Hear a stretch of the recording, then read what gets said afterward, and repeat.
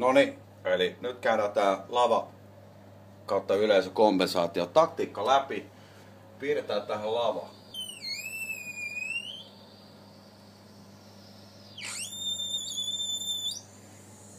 Se on about tossa. Noniin.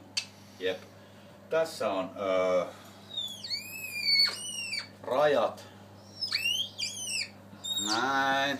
Tän yli ei mennä. Sinne ei oikeesti kannata mennä, koska meillä on tässä kulma. Tossa on kulma. Sitten tossa on mun juomatelinen. Tässä on kulma. Tossa on kulma. Ja sitten Reolla on ihan oma kuuntelu tossa. Joo. No.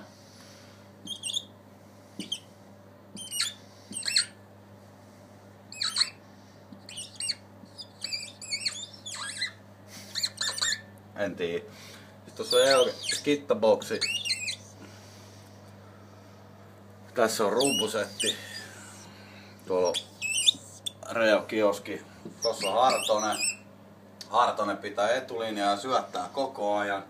Tuolla suuntaan, tuolta tulee takaisin.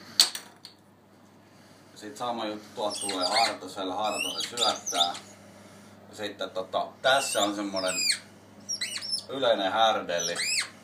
Eli kun kaikille, jotka pelaa piuhan kanssa, niin ei lähde tonne päin ollenkaan. Koska siinä on semmonen homma, että saattaa käydä, että lapa rätisee.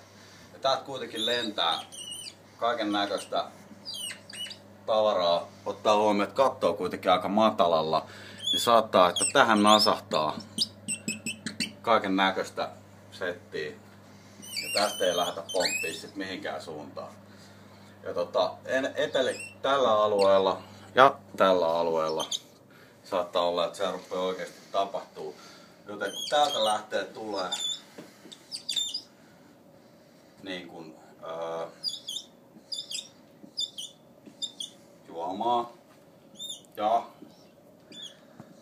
kertaa potenssiin vitusti, niin koitetaan jotenkin pysyä läjässä, ettei lähdetä haneen mihinkään suuntaan. Vedetään vaan tohon suuntaan ja koko ajan pitkään päätyy, ettei vaan kävis mitenkään. Ja backdroppihan on täällä näin. Se on silleen, että siitä on ehkä 1 metri.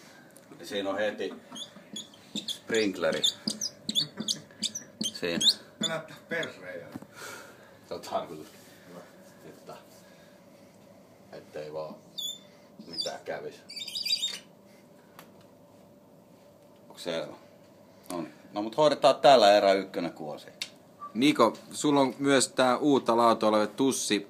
Erittäin hyvä tämmöisiin luentoihin. Kun on vittumainen ääni, jotta kukaan ainakaan nukahda. Okei. Seuraa viivaa.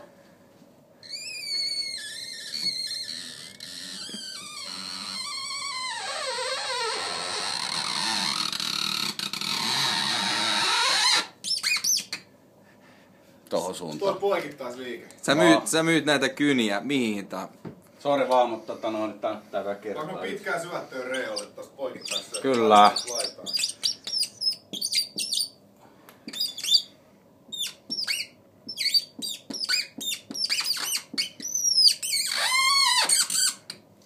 Kokka. Onks selkeä? Hyvä. Noniin. Eli pitkää poikittaissyöttöä. Silmäpeli. Homma haltuun. Tällä mennään.